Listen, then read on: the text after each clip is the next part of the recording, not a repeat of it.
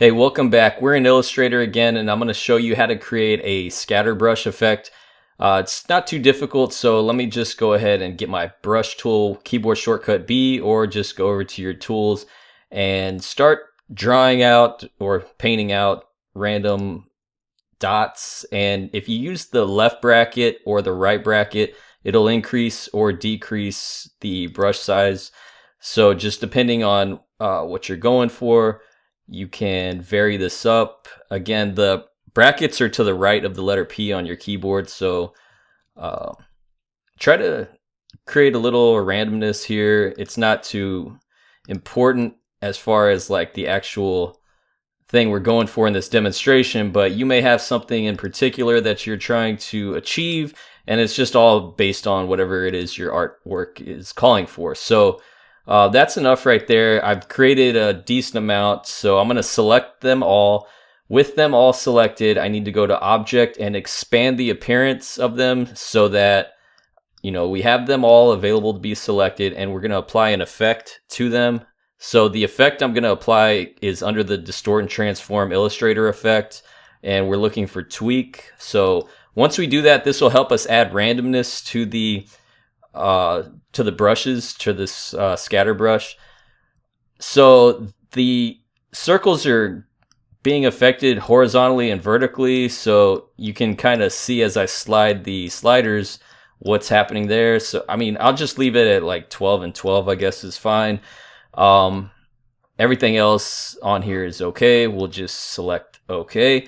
Once we've done that, I just simply need to make sure my brushes are open. So my brush panel, F5 for that shortcut, and I'm going to hit new brush. So this plus sign at the bottom.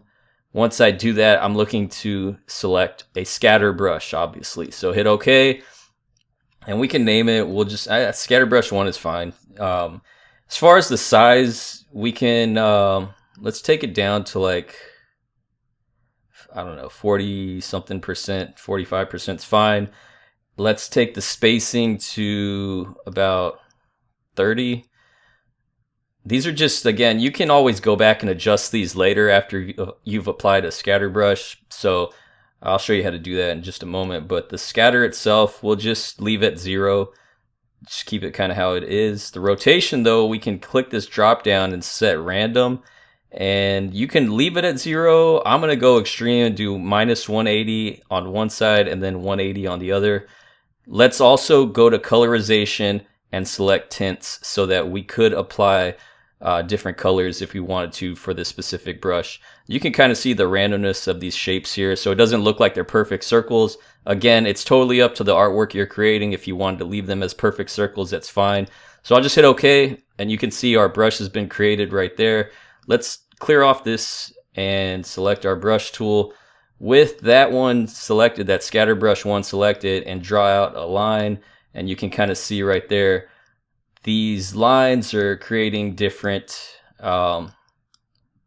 patterns. I guess they're scattered patterns essentially. And when we like make more lines on top of lines, it's just increasing the amount this brush, the intensity of this brush. And you can do things like select individual anchor points on multiple lines. So I could select everything and get my direct selection tool and get that individual anchor point, click on it, and I can move it around. I can select a couple of these from the top and just adjust them as so. Select again with you see the white arrow, that direct selection tool. I'm making sure I'm selecting with that, grabbing an anchor point and moving it around. So I don't know, this could be useful for all types of things. If you were creating some illustration and needed like beard stubble or something like that, this would be something that you could potentially use for that. To go back and adjust settings later, I can make sure everything is selected if I want to see a preview of that, but I'm just going to simply double click on that scatter brush, and you can see these options are there as we had set initially. If I hit preview, when I go make those changes, you'll be able to see like how that's being affected. So like the randomness of the scatter the fixed scatter I had initially at 0. And if I wanted to increase it or decrease it, you see the effect. It's just kind of crazy, kind of a strange thing. So let's just leave it at 0. The randomness at 180 versus others. I mean, again, this is just randomly throwing the little shapes that we created out there. The spacing, again, all these can be adjusted and saved. So just hit OK if you like that. So we'll just go ahead and leave strokes as our. So again, with the brush, now the spacing right there, you can see that since we adjusted it, that's how it looks. So again, just layering it is going to create whatever look you're going for. So that's it with the scatter brush. It's pretty straightforward, pretty easy. You could, get as creative as you want with it.